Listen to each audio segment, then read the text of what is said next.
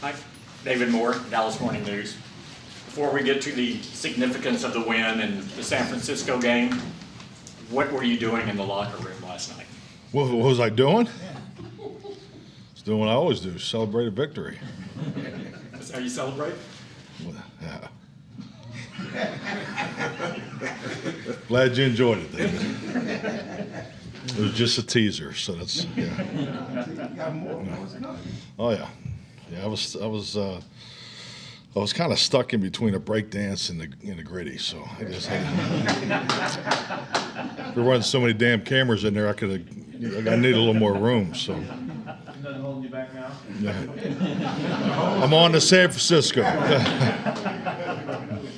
Can you talk a little bit about the significance of the win yesterday, and in some, as you're building something as you're doing here, do some wins play more of a role because of what has gone before?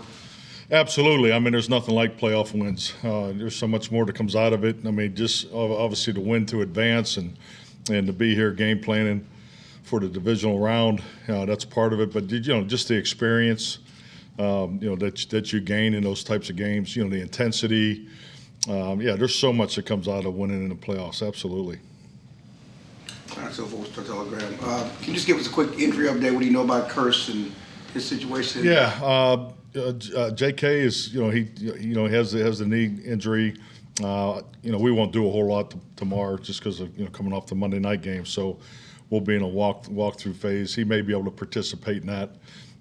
So that's the early projection. Jason Peters, I don't see him practicing tomorrow, and I think is going to be fine. No practice. Those are the three injuries coming out of the game. Is it fine? Okay. Yeah. Mike Todd Archer with ESPN.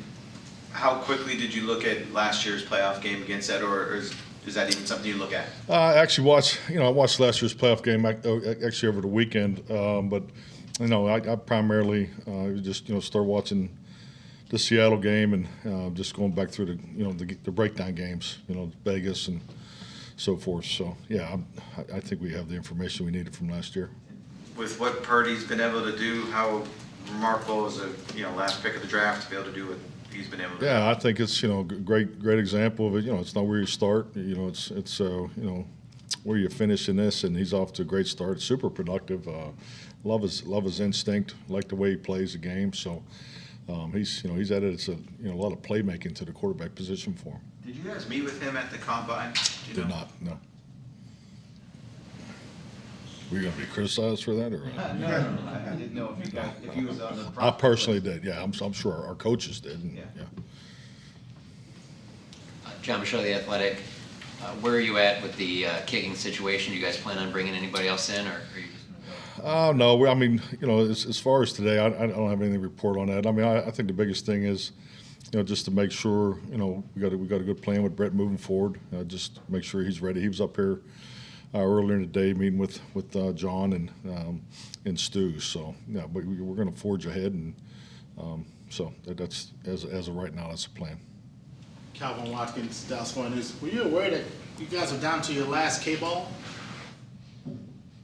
No, I wasn't. It's great to walk in here and learn something finally.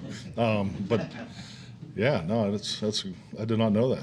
So no one told me, which is very irritating right now, because I like to know what's going on with them K-balls.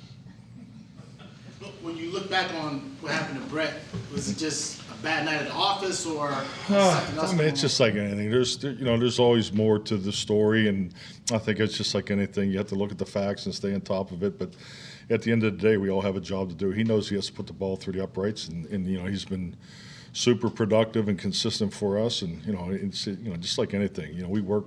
We all work with each other every day, and that's what I believe in, and believe in him and his path. And I just think, like anything, I think so much in this business, especially this game, you learn more from your experiences where it doesn't go the way you like, as opposed to the success of it. So just look at our whole football team. We came out of Washington and got punched in the jaw, and I think we clearly responded, and I think he definitely has that in him. Snyder Dixon with the AP. You backed him after the game, you're backing him now, but on 4th and 4, you picked going for it over a 36-yard field goal. Was that just situational, or was that a little bit what was going on? Well, I apologize. I thought it was 4th and 3, so it was in our realm. So no, we had a good play call. Obviously, we converted it. So no, we were just playing the game to be aggressive in that spot. Mike Drury upstanding Yahoo Sports. I believe Xavier Rhodes had 24 snaps last night. How did you feel he played, and how did you feel about your secondary rotation? I mean, I obviously feel very good about everybody, but I really don't have grades or specifics for you. Like I said, we literally, as soon as we got on the buses, the iPads were open and we were on to the 49ers. I mean, I think it's all understood coming out of a Monday night game. So, as coaches, the coaches worked Sunday and Monday, on the 49ers because that was the one team we had the least amount of information. So then obviously, once we won the game and everybody it was important for us to turn the page. Mike, last week, Mike has said that playoffs are a time where legends are made. You define your story. What do you think of what he was able to do last night? I mean, I thought he played with incredible intensity. I mean, he was, it's constant pressure, particularly when he had the one-on-ones. So, I thought he played at a real high level. I mean, you felt him all day, all night. So I thought he played well. Mike, John Javad, WFAA. With it being San Francisco and just how last year's game ended, does that add any extra juice or motivation for your guys? Do you think they're a little bit more amped up because of that? Well, I think we're all excited about it, no question. I think, when the season ends the way it did, and I think that's natural. I mean, that's all part of the competitive spirit in our game. But I think just like anything, I mean, where we want to go, these are the games you have to win, and these are the teams you have to beat, and that's that's really what we're focused on. I think as we go through the process, I mean, literally just left the run game meeting to come here, and I think we're all going through the cut-ups, and and that game will be part of the cut-ups. So yeah, that'll resonate with our guys, but and I think that's all natural. Mike, Kevin Gray, 105 through the fan. The quarterback-coach relationship is always unique. Can you speak to your relationship with Dak, and what did you see from him during the week of preparation that allowed him to go out and perform the way that he did? Dak is super, super consistent. I mean, he really is. I mean, he's I think it's one of his best traits. Clearly, when he comes to work every day, he's here early, leaves late. Does a lot of the extra. After hours. So, to be honest with you, it isn't like he stayed an hour later. I mean, he's super consistent.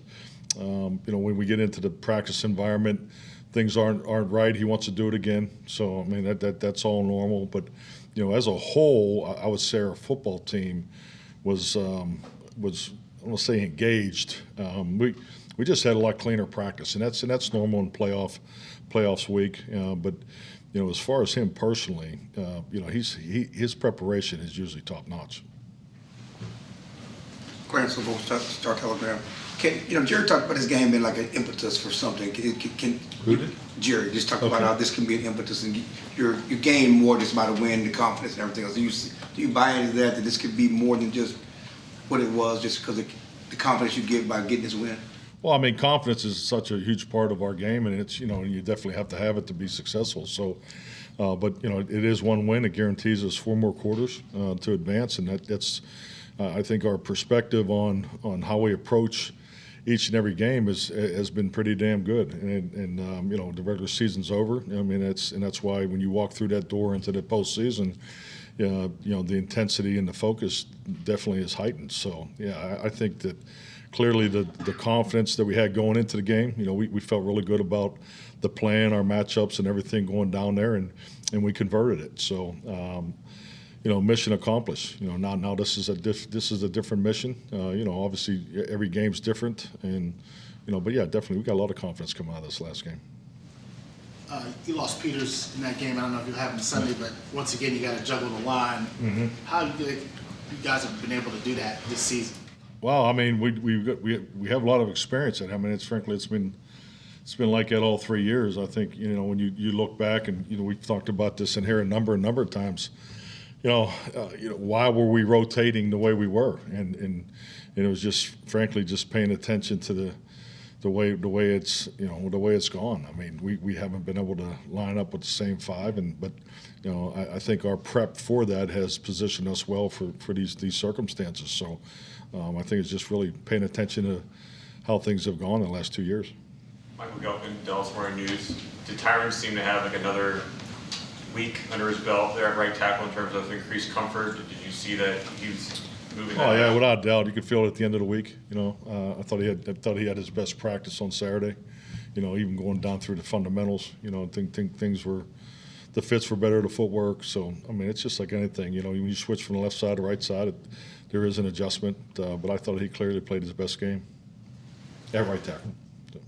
Mike, you've talked a lot about handling success over the years. I know it's one game and y'all aren't done with what you want, but how much do you talk to players about that today, and what's the message in terms of the balance? Don't have time for it really this week. I'm not concerned about it. I mean, this game's going to be on us so fast. I mean, our whole preparation is really totally flipped. Last week it seemed like forever. It seemed like we hadn't played in 2 weeks, in which I really was thankful for in hindsight, because it gave us an opportunity to watch all the 5 other preseason games, and there was a lot to see in those games. We've been talking about the end of the game situations. We have committed a tremendous amount of time and energy into it, and I think our players have done an exceptional job there. So, and then to watch 4 of the 5 games that were played before us, they came down to the last series or last play, and then to see the intensity. I thought the intensity of the playoff games jumped up. It jumped out on TV to me, so that was a great reminder. And I thought our players, were in tune with that, and because I thought we had great intensity throughout the game last night. So, but this is different. I mean, we're on a 6th day.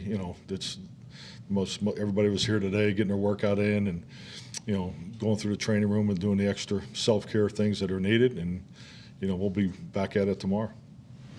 We asked you about the Cowboys-Niners playoff rivalry last year. You're pretty well in touch with that history. Now you go out there, different stadium than those 90s championship games, but what kind of feel will you get on the rivalry part of this when you go out there and play them?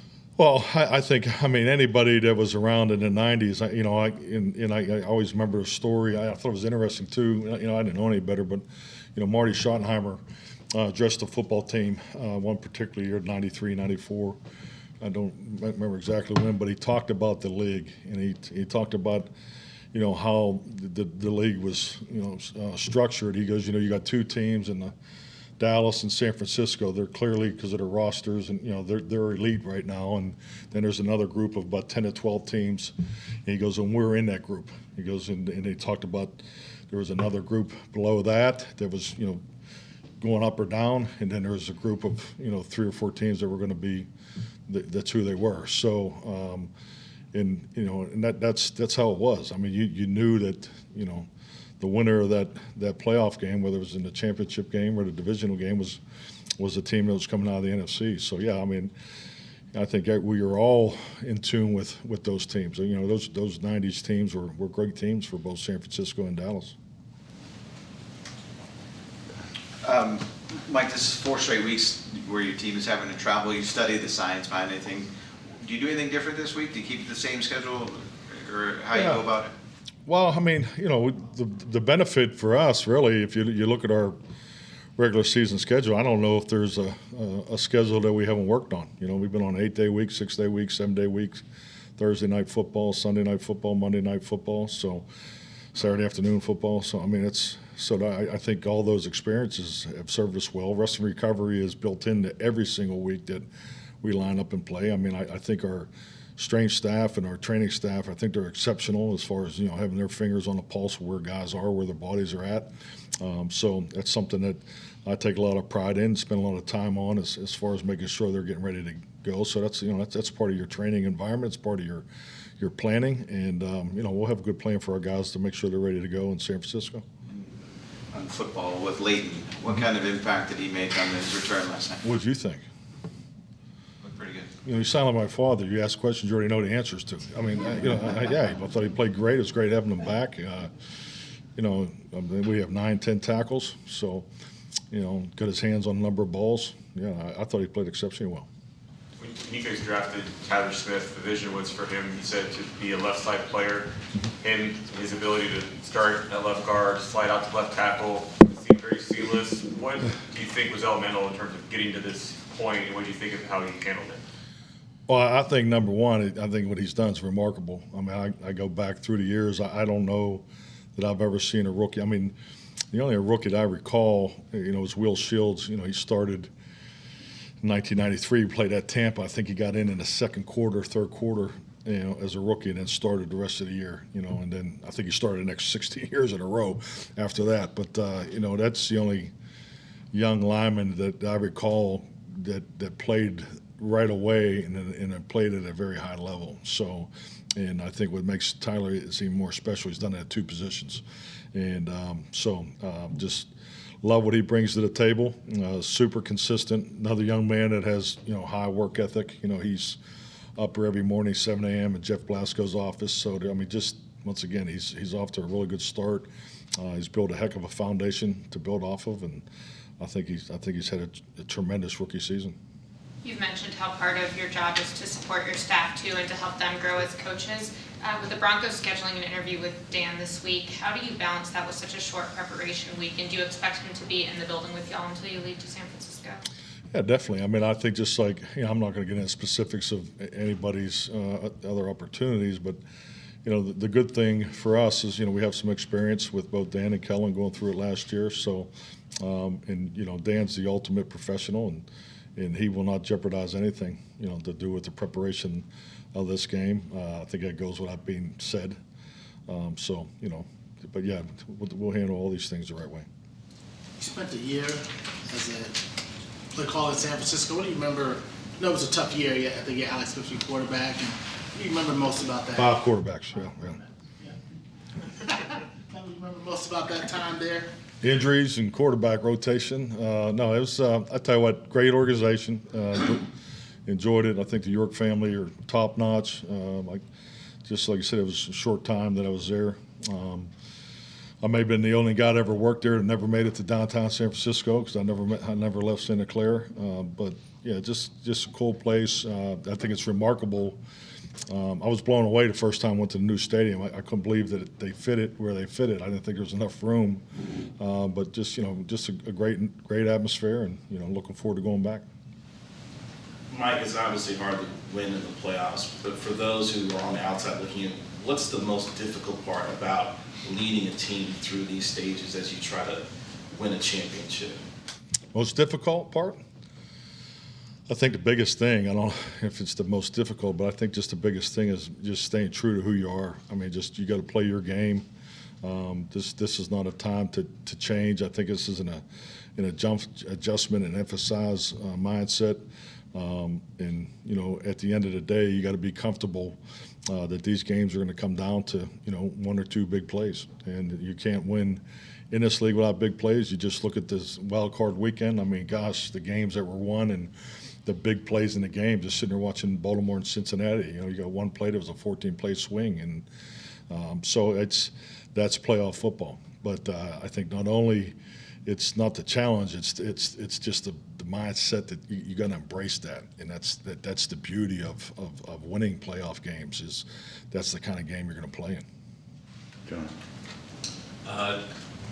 Some Cowboys fans are a bit stressed that you guys are coming off a short week here versus Distressed? Distressed. Oh, distressed. Not Okay. stressed. Well, maybe both. But I'm stressed. I was wondering why they were stressed. But but it being a shorter week for you guys, at least compared to the Niners, who are getting 2 extra days of rest, is there anything you say to your team? Is the team even thinking about that at all? Is that even a consideration? I think it's going to serve us well. We'll have less sleep and we'll be grumpy, so we'll be fine. So no, I mean it's the schedule. I mean it's TV is king. I mean what are you going to say? I mean this is part of the challenge, and it's not concerned. We got plenty of time to get ready, so we're not stressed about it at all. The defense had its hands on a number of passes last night. I was just curious, what do you think that's a reflection of when a defense is getting its hand on that often? Oh, I mean, I think it's a reflection of just, our defense was really dialed in. We knew we had to be tight in coverage, to get those opportunities, and I thought we did it throughout the game. So, yeah, I think the anticipation and recognition of what they were trying to do, particularly, in the second half, they had some production in the no huddle, but we were keeping a lid on it for the most part, and then just squeezing those inside vertical routes. But yeah, I thought our defense set the tone really. I mean, they came out in that first series, and really after we went to 3 and out, but I thought they set the tone and it did a great job. How important is it to tackle well this week with McCaffrey and Debo? I'm sorry, say it again. How important is it to tackle well, continue what you've done and tackle well with McCaffrey? I think tackling battle all the way through both sides is going to be real important. But yeah, these guys are, yards after contact, and their numbers speak for themselves. They do a tremendous job. Running football. Their first and second down offense is exceptional, and they got playmakers at every position. That those guys break tackles. So we're going to have to break tackles also. And their defense is excellent at tackling. So I think the tackling battle will be one of the premium focal points for us. Last one with Michael. Over recent weeks, including last night, Zeke's efficiency has been down. Who's efficient? Ezekiel Elliott. Can you put your finger on anything as it pertains to what's kind of been corollary there? No, I wouldn't say. I mean, I think just like anything, you get into a flow of a game. We don't have Zeke runs and we don't have Tony runs. So, I think and there's a reason for that, and it's a good reason. So, we're not getting into specifics of that, but yeah, the most important, part of our run game is the productivity. It's the efficiency really, in my view, comes in the attempts. And we got to make sure we continue to give those guys opportunities. All righty, thank you, Mike. Thank you.